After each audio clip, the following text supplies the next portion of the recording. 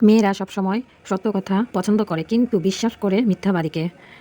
আর জানেন তো মিথ্যা কথা যারা বলে তাদেরকে মেয়েরা অনেক পছন্দ করে, কারণ মিথ্যা কথা অনেক সুন্দরভাবে গুছিয়ে বলা যায়, সত্য কথাটা তেমন গুছিয়ে বলা যায় না। তার জন্য মেয়েরা বেশি পছন্দ করে, কিন্তু বিশ্বাস করতে গিয়ে মিথ্যাবাদীকেই করে, আবার পছন্দ করে সত্য কথা। আগে বাপ দাদারা শিখাইতো যে মিথ্যা কথা বলো না, মিথ্যা কথা বললে পাপ হবে। আর এখন হচ্ছে দেখেন কি একটা পরিস্থিতি হয়ে দাঁড়িয়েছে। আগে মানুষ মিথ্যা বলতে ভয় পেত, পাপ হবে বলে, আর এখন মানুষে সত্যি কথা বলতে ভয় পায়, বিপদ হবে বলে। কি বলেন? সত্য কথা এখন বলতে গেলে বিপদ চারিদিক দিয়ে ঘোরাফেরা করবে। আপনি যদি কোনো কিছু দেখেন তাইলে বলতে হবে না আমি দেখছি না, আর দেখলে যদি আপনি স্বীকার করেন হ্যাঁ দেখছি, তাইলে আপনার বিপদ চারিদিক দিয়ে একদম ঘোরাফেরা করবে, আপনাকে তছনছ করে দেবে, আপনার ফ্যামিলিকে এলোমেলো করে দেবে, আপনার শান্তির ঘুম কেড়ে নেবে সত্যি কথার কারণে। তাই মানুষে এখন অনেক ভয় পায় সত্যি কথাকে, আর মিথ্যা কথাকে এখন মানুষে বেশি মূল্যায়ন করে।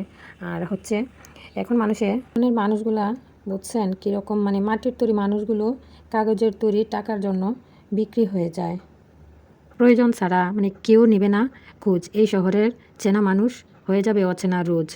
কি বলেন? এই কথাটার সাথে আমি একটা কথা যুক্তি দিতেছি। জানেন তো প্রয়োজন যখন পড়বে মানুষ আপনাকে প্রতিদিন প্রতি ঘন্টা আপনার সাথে কথা বলতে চাইবে, আপনাকে কল দিবে, তার প্রয়োজন তখন, তার আপনাকে এতটা প্রয়োজন যে আপনাকে কল দিবে বা ভালো আছেন এই সেই অনেক ধরনের কথা বলবে। যখন প্রয়োজনটুকু ফুরিয়ে যাবে তখন আপনার খোঁজও নিবে না যে আপনি কেমন আছেন, কোথায় আছেন, কি করতেছেন। আপনি অসুস্থ হলেও আপনার একটা খোঁজ নিবে না, তখন তার কিন্তু প্রয়োজন নাই, সেজন্য আপনার খোঁজ নিতেছে না। আর যখন প্রয়োজনে পড়বে আপনাকে, তখন আপনাকে অনেকবার খোঁজ নিবে আপনার, সেটা হোক আত্মীয় স্বজন, বন্ধুবান্ধব, ভাই বোন।